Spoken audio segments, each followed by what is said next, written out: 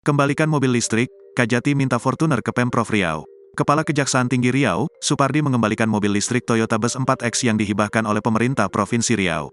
Mobil listrik itu dikembalikan, kemudian ditukar dengan mobil yang lebih besar, yaitu Fortuner.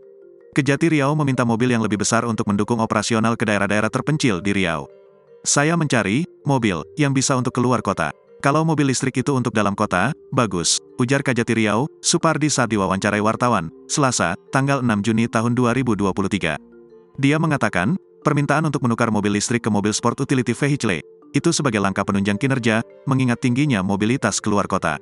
Kendati begitu, Supardi menyatakan sangat mendukung penggunaan mobil ramah lingkungan, tetapi keterbatasan fasilitas jadi salah satu pertimbangan.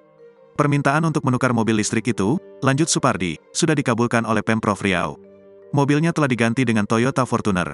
Sudah ditukar. Pokoknya ditukar dengan mobil gitulah, mobil besar, mobil Fortuner, sebut dia.